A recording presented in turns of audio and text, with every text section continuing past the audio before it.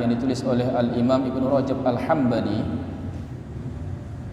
Ia mengatakan bahwa Ali bin Abi Thalib radhiyallahu anhu pernah mengatakan, laisal 'id liman labisal jadid, innamal 'id liman ta'atuhu tazid. Bukanlah hari raya itu bagi orang yang mengenakan pakaian yang baru. Sesungguhnya hari raya itu bagi orang yang ketaatannya bertambah. Wa laisal 'id liman tajammala birrukub, innamal 'id liman ghufira dhunub. Bukanlah berhari raya itu bagi orang yang bergaya dengan kendaraan-kendaraannya, tetapi orang yang berhari raya adalah orang yang telah diampuni oleh Allah Subhanahu wa taala dosanya. Lebih lanjut, Ali bin Abi Thalib radhiyallahu anhu mengatakan, al-yauma lana 'id, hari ini adalah hari raya buat kita. Wa ghadan lana 'id, dan besok adalah hari raya buat kita. Wa kullu yaumin la na'sillaha fihi lana 'id, dan setiap hari yang di dalam hari itu kita tidak bermaksiat kepada Allah Subhanahu wa taala, maka bagi kita adalah hari raya. Oleh sebab itu, orang yang berhari raya adalah orang yang berusaha semaksimal mungkin menghindarkan diri dari bermaksiat kepada Allah Subhanahu wa taala. Lebih lanjut, kita mengkaji kitab yang sama, yaitu kitab Nasaihul Ibad yang ditulis oleh Syekh Nawawi Al-Jawi Al-Bantani, syarah dari kitab Al-Munabbihat 'ala al-Isti'dad li Yaumil Ma'ad yang ditulis oleh Al-Imam Ibnu Hajar Al-Asqalani. Untuk penerbit Darul Kutub Islamiyah Jakarta, kita sampai pada halaman 14. Wal maqalatu tasi'atu asyarah, maqalah yang ke-19.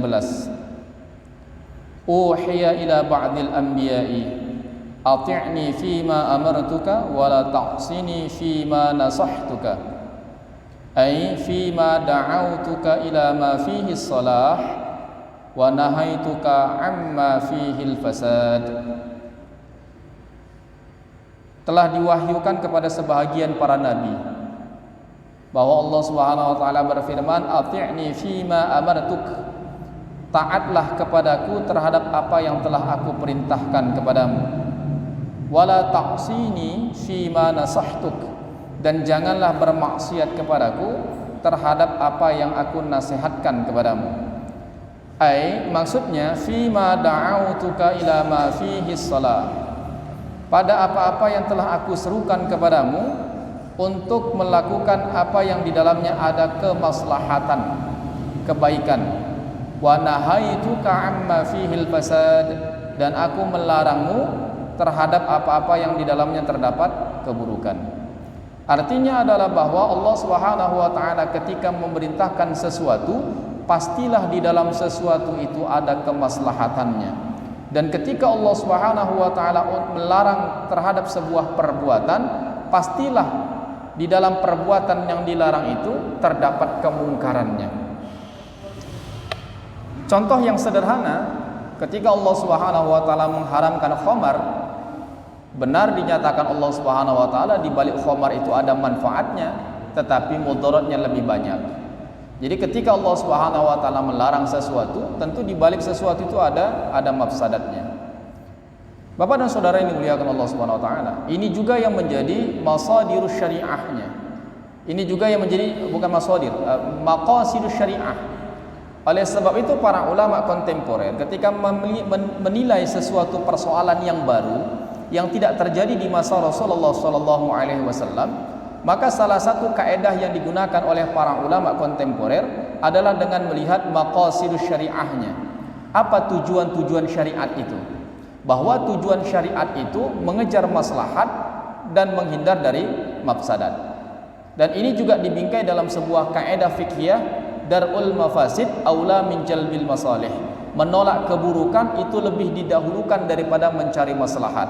Karena sebab dengan menolak keburukan itu berarti secara tidak langsung kita mendapatkan maslahat.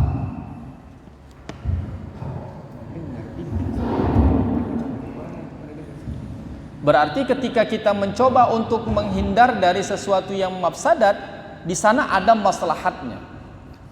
Misalnya begini, ketika seseorang masuk ke dalam masjid, kemudian ia mendapati jamaah sudah terlaksana, imam sudah bertakbir dan ia hendak berwudu, sementara antrian wudu panjang.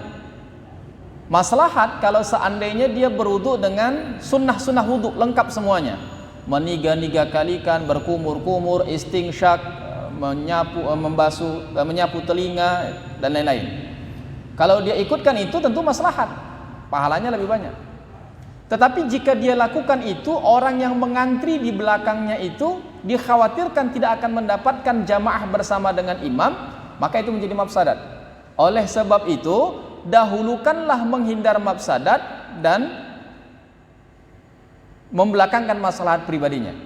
Maka dalam hal itu dia cukup berwudu dengan hal-hal yang wajib-wajibnya saja, yang rukun-rukunnya saja, agar memberi kesempatan kepada antrian di belakang untuk dapat berwudu sehingga mereka bersama-sama dapat sholat berjamaah bersama dengan imam. Begitu juga dengan kalau seandainya di tengah perjalanan kita menuju sholat Jumat, tetapi di tengah perjalanan ternyata ada orang kecelakaan. Kewajiban kita mendirikan sholat Jumat, tetapi di tengah jalan ada orang yang membutuhkan bantuan kita, jiwanya dalam keadaan terancam karena sebab kecelakaan. Maka dengan menyelamatkan orang yang kecelakaan tadi itu sehingga dia tidak dapat mendirikan sholat Jumat, artinya dia menolak mafsadat, menghindar dari maslahat. Nah, ini lebih dianjurkan, ya. Jadi jangan, aku mau sholat Jumat aja, biarkan aja tergeletak dia di situ, entah orang kafir pun dia itu biarkan aja lah. Padahal menyelamatkan jiwa manusia tidak peduli apa akidahnya, tidak peduli bagaimana keyakinannya, tidak peduli mazhab apa dia, selamatkan, karena jiwa manusia itu penting. Masa terkadang kucing yang dalam keadaan terjerat saja kita mau menolongnya, manusia yang dalam keadaan bahaya kita nggak mau menolong. Itu adalah sesuatu yang aneh. Sama seperti orang Eropa itu luar biasa kasih sayangnya kepada binatang. Ya, ketika ada binatang yang dianiaya, mereka langsung buat komunitas penyayang binatang begitu ya. Gajah terperosok ke dalam sebuah jurang, rame-rame sampai tim SAR pun turun untuk menyelamatkan gajah gitu ya. Tapi orang manusia ditindas di Palestina sana, mereka menutup mata. Sebenarnya ini kasih sayang yang terbalik-balik ya. Sama binatang luar biasa kasih sayangnya, tapi sama manusia mereka abai. Berikutnya Bapak dan Saudara yang dimuliakan Allah Subhanahu wa taala, wal maqalatul ashrun, maqalah yang ke-20.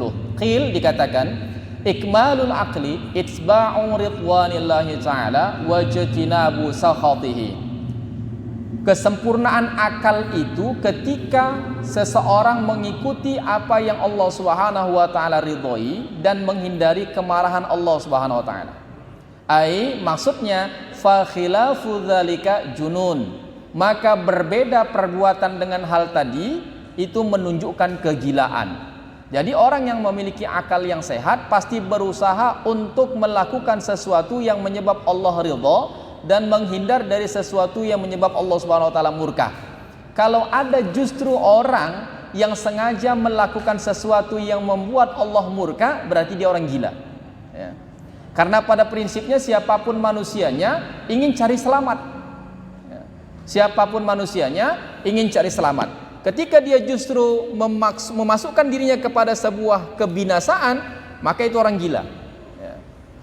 Allah Subhanahu wa taala yang sudah menciptakan alam semesta ini, Allah Subhanahu wa taala yang telah menanggung rezeki setiap makhluknya, Allah Subhanahu wa taala yang menciptakan surga dan neraka. Atas kehendak Allah Subhanahu wa taala juga orang masuk ke dalam surga, orang masuk ke dalam neraka. Lantas ada orang dengan pongah dia mau melakukan segala sesuatu sesuai dengan kehendak dirinya, padahal dia tahu bahwa perbuatan itu akan membuat Allah murka. Kalau Allah murka, dia akan dimasukkan ke dalam sebuah kebinasaan, dia akan dimasukkan ke dalam nerakanya Allah Subhanahu wa taala. Ini tanda kegilaan seseorang. Ya. Tanda kegilaan seseorang. Orang yang tidak berdaya tetapi melawan yang maha kuasa, ini juga tanda kegilaan. Oleh sebab itu Bapak dan Saudara yang dimuliakan Allah Subhanahu wa taala, kalau ada orang yang enggan beribadah tapi justru rajin dia bermaksiat, orang gila itu. Wal maqalatul hadiyah wal 20, maqalah yang ke-21. Qil dikatakan la ghurbata lil fadil wala watana lil jahil. Tidak ada keterasingan bagi orang yang memiliki keutamaan, dan tidak ada orang yang bermukim bagi orang bodoh. Orang pintar itu tidak dianggap asing, sedangkan orang bodoh tidak dianggap sebagai warga pribumi. Itulah kira-kira. Ai maksudnya al-muttasifu bil ilmi wal amali kana mukraman mu'azzaman 'indan nasi fi ayyi baladin kana. Fa kana kullu baladin 'indahu watanan walau kana ghariban. Wal jahilu khilafu dzalik. Bahwasanya orang yang disifati dengan ilmu dan amal, dia akan mulia dan diagungkan di sisi manusia di negeri manapun dia berada. Orang yang memiliki ilmu, memiliki amal yang baik, dia akan memiliki kemuliaan dan keagungan di sisi manusia walau dia berada di negeri manapun.